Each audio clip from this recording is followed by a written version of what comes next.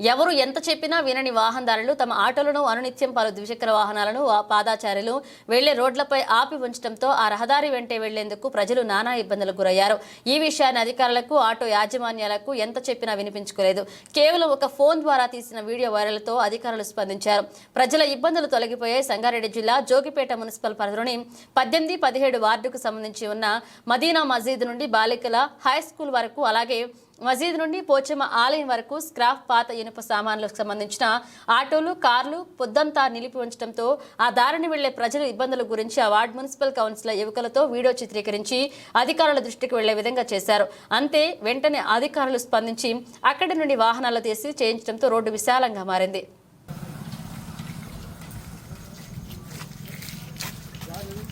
Jogipet municipal పరిధిలో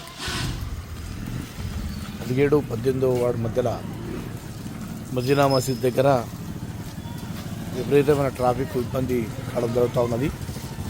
మరి ఇక్కడ రోడ్డుపై ఉన్న ఆటోలు, స్క్రాప్ సంబంధించి మరి ఎంత చెప్పినా ఇవ్వడం లేదు. చాలా ఇబ్బంది జరుగుతుంది. మరి మనం ఈ రోడ్లు కూడా పెద్ద ఆటోలు కానీ ఏ వెహికల్ వచ్చినా మరి వెళ్ళడానికి అనుకూలంగా ఏర్పాటు చేయడం జరిగింది. కానీ మదీనా మసీద్ నుండి పోచమ్మ టెంపుల్ వరకు, అలాగే మదీనా మసీద్ నుండి గర్ల్స్ హై స్కూల్ వరకు మరి ఆటోలను ఇట్లా రోడ్లపై పెట్టి చాలా ఇబ్బంది పాలు చేస్తూ ఉన్నారు. ఈ స్క్రాప్ ఒకసారి తెలుసుకుందాం.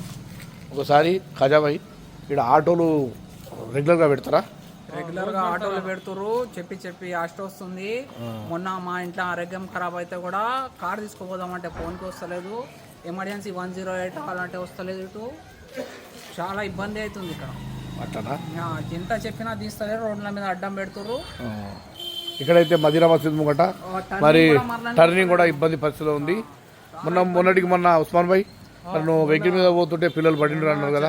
పిల్లలు బండి మీద పోతే టర్నింగ్ మీద బండి పెట్టినారు. వాళ్ళు ఇద్దరు పిల్లలు పడిపోయినారు. వాళ్ళకి దెబ్బ తగిలింది.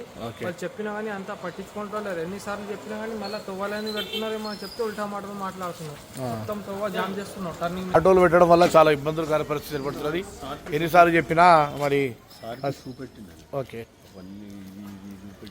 అంటే మనకి ఇబ్బందులు అవుతున్నాం కాబట్టి పిల్లలు స్కూల్ కి ఫోన్ వస్తలేదు. వచ్చేసి బండ్లు తీసుకొని పడిపోతారు పిల్లలు. అదే మొత్తం టర్నింగ్ మీద పెడుతున్నారు బండ్లు అంతా.